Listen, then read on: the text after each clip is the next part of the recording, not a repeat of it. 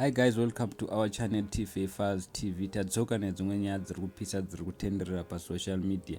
Mai Titi vakanyora pafacebook pavo vakati, Dear Tinashe Mugabe, when I return to Zimbabwe, can we have a rerun of this DNA? Please, I need to be there when you are processing the blood. Ndapedza zvikwereti zvevanhu, I will pay for it. This one specifically, I am not satisfied with the results. Asi vanhu vataura zvinhu zvakawanda vati kuna Mai Titi, kana imimi musiri satisfied, chingotsvagai wenyu munhu anoita DNA and mukadiscover kuti mwana ndewe murume iye akanzi hasi wake, which means Tinashe anenge akaita chitsotsi. Mumwe munhu akati, I am not happy too with the results. Mumwe munhu akati, after God fear woman. Mumwe munhu akati, hamusi kuvaziva vanhu ava. Mumwe munhu akati, hamusi kuvaziva sister ava. Mumwe munhu akati, me too, haisi type inochita iyi. Mumwe munhu akati, it's true, this one cannot cheat, no justice for baby girl. Mumwe munhu akati, mukadzima light munhu uyu anoreba, uyo ndikutokudzai. Mumwe munhu akati, it's time people get educated about DNA test, they can't be fake. Mumwe munhu akati, DNA inenge inombonyeba iya.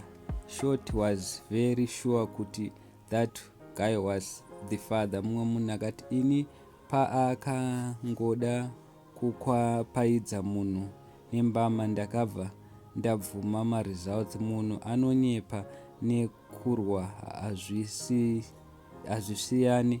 Mumwe munhu akati, vanhu vagara vakuchengeta vana vasiri vavo, all of them vanongoti ndiye munhu wani wandakarara naye, after results ozonzwa pane mumwe wani.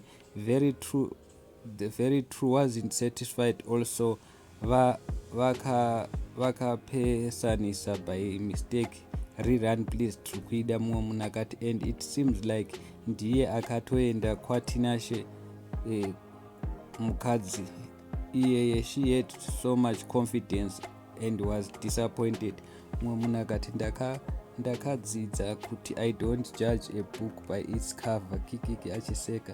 Mumwe munhu akati, if innocent was a person. Mumwe munhu akati, ini after following mashow akadai, I now understand kuti DNA chiororo. Vamwe did marirun vakati toda yetatu. Mumwe munhu akati, akatanga aine confident akazoti ovhura maziziso. Tinashe Mugabe will humble you kana wamboonererwa. Mumwe munhu akauya akati, ukangoona mukadzi akutaurisa chete, something is wrong. Mumwe munhu akati, Zimbabwe is a movie. I wanted to leave Zimbabwe to go to Kadoma but not anymore. Mumwe munhu akauya akati, tuvanhu utwu hamusi kuti kuziva guys, tumatsotsi twakupedzera. Mumwe munhu akati, this taught me kuti dzungu hazvireve kuita dzungu hazvireve kuti you are innocent, plus being scruffy doesn't mean you are innocent. Ndozvataurwa nemumwe munhu. So guys, I don't know kuti munoti kudi. Munhu yakatestwa nemurume wake, vachitestwa kuti vaone kuti mwana ndewavo here, asi zvainzi mwana hasi wake. Zvakaitika I'm sure last week pashow yani yaTinashe Mugabe, asi Mai Titi vari kuzviramba.